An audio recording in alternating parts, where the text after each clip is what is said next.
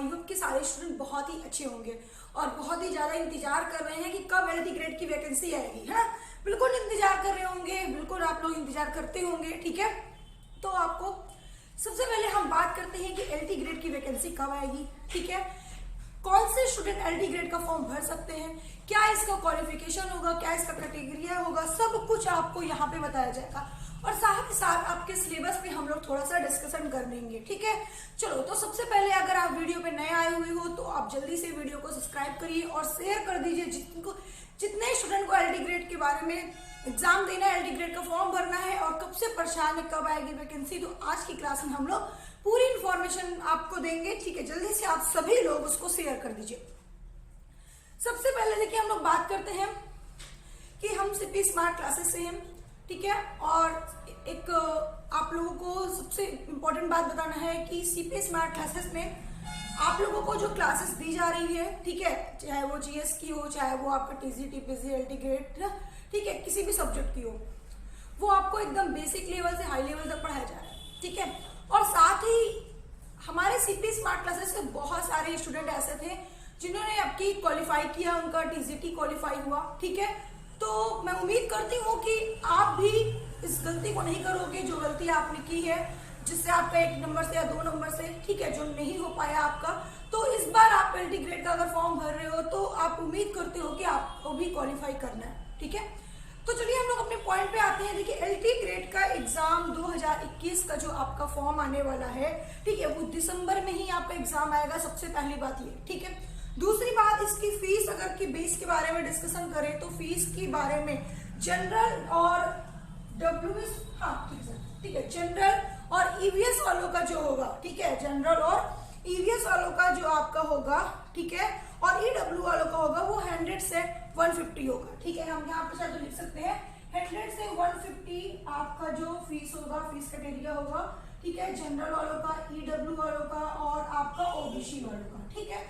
उसके बाद देखिए फीस के डिटेल्स अगर आगे हम लोग लेते हैं तो यहाँ पे हमने देखा कि अगर वो पीएच कैटेगरी वाले हैं तो 25 रुपए ही इनका फीस लगेगा, ठीक है। पीएच कैटेगरी वालों का 25 लगेगा। और अगर एज लिमिट की बात करते हैं तो 21 से 40 मैक्सिमम, ठीक है। 21 मिनिमम आपकी एज होनी चाहिए और मैक्सिमम आपकी 40 होनी चाहिए, ठीक है। लेकिन अगर फीमेल की कैटेगरी की बात की जाए, ठीक है, अगर फीमेल की कैटेगरी की हम लोग बात करते हैं तो फीमेल में इसकी जो एज कैटेगरी होगा, ठीक है, वो कितना होगा, तो फीमेल को यहाँ पे मैक्सिमम तो भाई 21 ही दिया जाता है, लेकिन मिनिमम आपको 45 दिया जाता है।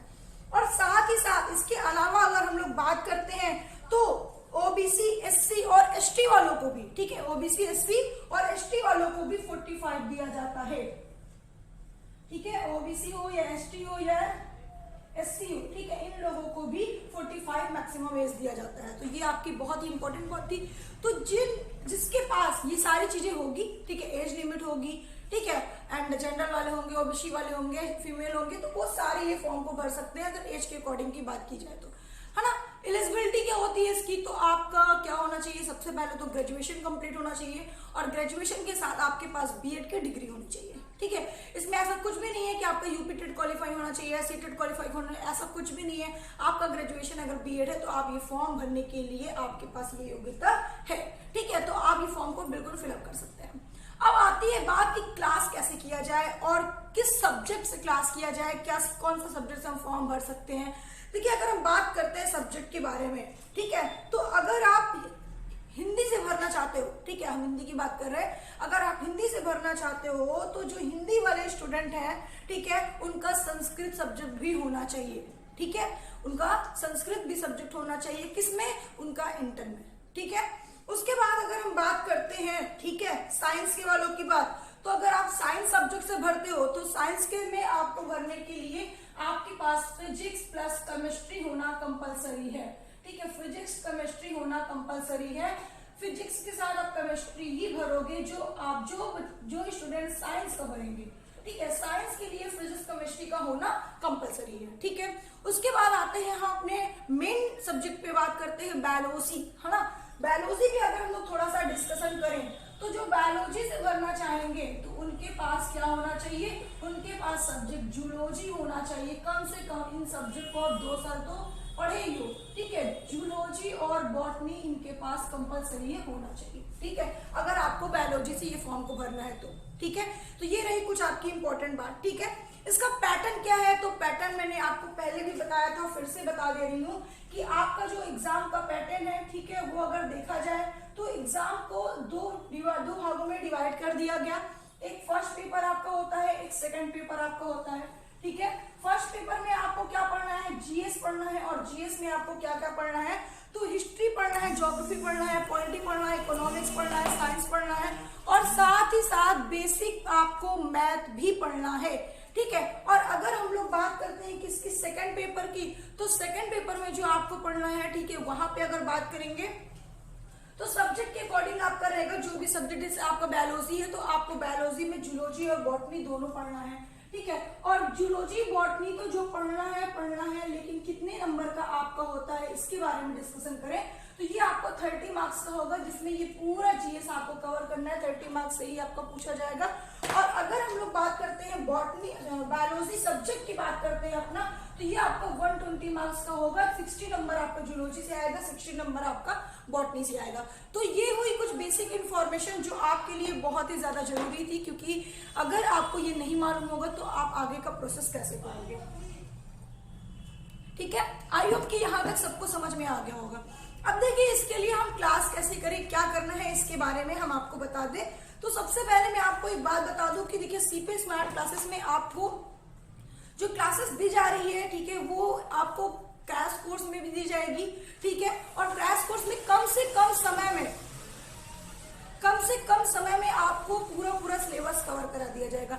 अगर हम बात करते हैं बायोलॉजी के सिलेबस की, तो बायोलॉजी का जो सिलेबस है वो बहुत ही हैवी है, ठीक है, बहुत ही ज्यादा लार्ज सिलेबस है और बहुत कम लोग आपका सिलेबस कंप्लीट करा पाते हैं टाइम टू टाइम, ठीक है। तो बात करें अगर सिलेबस की, तो एक बार सिलेबस पे नजर डालो क्या क्या आपका सिलेबस है, उसके बाद हम थोड़ा सा डिस्कशन करेंगे कि आपको कितने दिन में सिलेबस कवर होगा। हालांकि यहाँ पे जो आपका सिलेबस मैंने नोट किया, ये केवल और केवल जूलॉजी का सिलेबस नोट है, बॉटनी का सिलेबस ही नहीं है यहाँ पे भी, ठीक है। तो बॉटनी का सिलेबस हम लोग नेक्स्ट क्लास में बात करेंगे। तो जूलॉजी का सिलेबस ही इतना बड़ा है और इसको कवर करने में बहुत टाइम लगेगा, बहुत हैवी सिलेबस होता है, ठीक है। वो भी आपको फुल डिटेल्स में पढ़ना है, क्योंकि यहाँ पे जितने भी आपके टॉपिक है सबकी लाइफ सर्किल पढ़नी है, सबकी इंपॉर्टेंस पढ़ने हैं, ठीक है, और सबका कैरेक्टर्स पढ़ना है, ठीक है, डिसीज पढ़ने हैं, जितने आपके फाइलम होते हैं। तो बहुत ही ज्यादा आपको डीप में यहाँ पे क्लासेस लेनी पड़ेगी, जो आपको सीपी स्मार्ट क्लासेस में दिया जाएगा। तो आप अभी इस समय देख रहे हैं कि बहुत सारे ऑफर चल रहे हैं सीपी स्मार्ट क्लासेस में, साथ ही आप टेस्ट के माध्यम से अगर आप टेस्ट देते हैं तो आपको कुछ डिस्काउंट भी मिल जाता है फीस का, ठीक है। अगर आप टेस्ट को क्वालिफाई करते हैं तो आपके पास समय बहुत कम है और कंपटीशन बहुत ज्यादा है, ठीक है। आप देख रहे थे कि जो उस बार एलटी ग्रेड का फॉर्म आया था, ठीक है, इतनी ज्यादा वैकेंसी आने के बाद भी बहुत सारे स्टूडेंट थे जिन्होंने फॉर्म नहीं डाला था और बहुत सारा व्यर्थ गया था। तो अब की जो वैकेंसी आई, आपको एक भी नहीं छोड़ना, पूरा फॉर्म डालना है, आपको एक भी लॉस में नहीं करना। आते हैं डिस्कशन करते हैं अपने सिलेबस की। तो देखो सिलेबस पे अगर एक बार नजर डालते हैं तो टैक्सोनॉमी एंड नॉमेनक्लेचर आपका सिलेबस है, जिसमें आपको टैक्सोनॉमी के बारे में, पूरा नॉमेनक्लेचर के बारे में पढ़ना है। सेकंड आपके फाइलम के बारे में डिस्कशन करते हैं। तो आप देख रहे हो कि आपका इतना सारा तो आपका फाइलम ही है, नॉन कॉर्डेटा और कॉर्डेटा आपको पूरा पढ़ना है। जितने भी नॉन कॉर्डेटा और कॉर्डेटा में फाइलम होते हैं, ये पूरे फाइलम आपको कवर करने हैं, ठीक है, और उसकी पूरी लाइफ सर्किल कवर करनी है। तो इतना बड़ा तो फाइलम ही होता है, इसको ही कवर करने में आपको टाइम लग जाएगा, लेकिन आपको एक एक चीज कराया जाएगा सीपी स्मार्ट क्लासेस में। प्रोटोजोआ कवर करना है, प्रोटोजोआ में एंडोमीमा, यूग्लिना, प्लाज्मोडियम, पैरामीशियम, ये कवर करना है आपको पूरी। फिर हम बात करें तो ल्यूकोसोनिया, साइकॉन के बारे में आपको पढ़ना है, ठीक है। अब उसके बाद सिलेंट्रेटा में आप, लिडेरिया में आप देख रहे हो हाइड्रा, ओवेलिया और एलिया के बारे में पढ़ना है। सिलेंफोरा के बारे में आपको पढ़ना है, ठीक है। प्लेट में हेलमिंथीज को देख लो, प्लेट में हेलमिंथीज में आपको फैसियोला, टैलिनिया के बारे में पढ़ना है, ठीक है। और आपको देख लो एसियलमेंथीज के बारे में आपको पढ़ना है, एस्कैरिस के बारे में, एनिलिडा आपको पढ़ना होगा, अर्थवॉर्म, नेरीज, ठीक है, नेरोडीविया। और आपको मोलस्का में आपको पढ़ना पड़ेगा, ये मोलस्का में आपको कवर करना होगा ये पूरा, ठीक है। उसके बाद इकाइनोडर्मेटा में आपको स्टारफिश के बारे में पूरी इसकी लाइफ सर्किल पढ़नी है, कॉल डेटा है आपका, ठीक है। कॉल डेटा में आपको ये पूरा मीना के बारे में, रैबिट के बारे में, ठीक है, ये सारी चीजें आपको कवर करना होगा केवल फाइलम में। तो आप देख रहे हो जो आपके 10 से 12 फाइलम होते हैं, ये पूरा आपको फाइलम ही कवर करना पड़ेगा, ठीक है। ये बहुत ही ज्यादा देखिए लार्ज सिलेबस है आपका, एलटी ग्रेड का है, टीजीटी प्रेसिडेंट का बहुत लार्ज सिलेबस है, लेकिन आपको कम से कम समय में और पूरा डीप में पढ़ना है ताकि आपका एक भी क्वेश्चन कहीं से छूट ना पाए। आते हैं थोड़ा सा इधर नजर डाल लेते हैं। उसके बाद देखो प्रोटोजोआ की डिसीज पूरी पढ़नी है, ठीक है। प्रोटोजोआ की डिसीज में अगर बात करें तो निडेरिया हो गया, पॉलीमॉर्फिज्म हो गया, ठीक है। हार्मफुल बेनिफिट इंसेक्ट के बारे में पढ़ना है, क्या लाभदायक कौन से इंसेक्ट होते हैं, कौन से हानिकारक होते हैं, बैक्टीरिया के बारे में पढ़ना है आपको, ठीक है। उसके बाद देख रहे हो poisonous and non poisonous snake के बारे में आपको पढ़ना है। इकोनॉमिक इंपॉर्टेंस के बारे में पढ़ना है कि ममल्स के आपके क्या इंपॉर्टेंस होते हैं, इकोनॉमिक्स, ठीक है। उसके बाद देखो यहाँ पे साइटोलॉजी में आते हैं। तो साइटोलॉजी में आपको सेल का पूरी आपको हिस्ट्री पढ़नी है, सेल टाइप्स पढ़ने हैं, सेल क्या होता है, उसके अंदर जितने ऑर्गेनेल्स होते हैं वो आपको पढ़ने पड़ेंगे। टाइप्स में यूकैरियोटिक, प्रोकैरियोटिक्स आपको पढ़ना पड़ेगा। एनिमल सेल्स क्या होता है, प्लांट सेल्स क्या होता है, ये पूरा आपको कवर करना पड़ेगा। उसके बाद देखो क्रोमोसोम के बारे में पूरा आपको पढ़ना पड़ेगा, ठीक है। उसके बाद जेनेटिक्स में आ जाओ तो मेंडल का नियम, मेंडल के पूरे जितने नियम है, पूरा ऑल आपको जेनेटिक्स पूरे कवर करने होंगे इसमें। इवोल्यूशन में देखोगे, इवोल्यूशन आपको कवर करने का, बायोमोलिक्यूल्स में आपको प्रोटीन, कार्बोहाइड्रेट है, ठीक है, कार्बोहाइड्रेट हो गया और आपका विटामिन हो गया, फैट हो गया, ठीक है, प्रोटीन्स हो गया, फैट, ये सारी चीजें आपको बायोमोलिक्यूल्स में कवर करनी है। तो ये केवल और केवल मैंने यहाँ पे आपको जूलॉजी का सिलेबस दिया है, ठीक है। जूलॉजी का ही सिलेबस आप देख रहे हो इतना लार्ज है, इसको ही कंप्लीट करने है आपको सबसे पहले। उसके बाद बॉटनी का सिलेबस हम लोग नेक्स्ट क्लास में नेक्स्ट वीडियो के साथ मिलेंगे। तो आपके पास टाइम बहुत कम है और सोचने और समझने का भी टाइम नहीं है। जल्दी से आप सीपी स्मार्ट क्लासेस का ऐप डाउनलोड करिए और उसमें आपको पूरी इंफॉर्मेशन मिल जाएगी। आपको हमारा डेमो क्लास मिलेगा। मेरा नाम है खुशी केशरवानी और मैं आपकी बायोलॉजी टीचर। इसमें आपको मैं बायो सब्जेक्ट पढ़ाऊंगी, इसमें आपको जूलॉजी, बॉटनी एंड पूरा आपको कवर कराऊंगी एक कर। तो आप हमारे बारे में बहुत ही अच्छे से जानते होंगे और हमें आपने बहुत सारे क्लासेस में देखा भी होगा। तो टाइम को देखते हुए जल्दी से आप अपना सिलेबस कवर करना स्टार्ट कर दीजिए। वैकेंसी का वेट मत करिए, क्योंकि जैसे ही आपकी वैकेंसी आती है तुरंत आपका एग्जाम का डेट भी निकल आता, टाइम नहीं लगता, मैंने आपको बताया था, ठीक है। तो जल्दी से आप लोग अभी से सीपी स्मार्ट क्लासेस का ऐप डाउनलोड करिए और टेस्ट के माध्यम से आप जल्दी से अपना टेस्ट क्वालिफाई करिए और जल्दी से आप अपना एडमिशन कम से कम पेमेंट में, कम से कम फीस में आप जल्दी से एडमिशन ले लीजिए। Okay, thank you. फिर मिलते हैं नेक्स्ट क्लास में नेक्स्ट वीडियो के साथ। All the best. जल्दी से आप लोग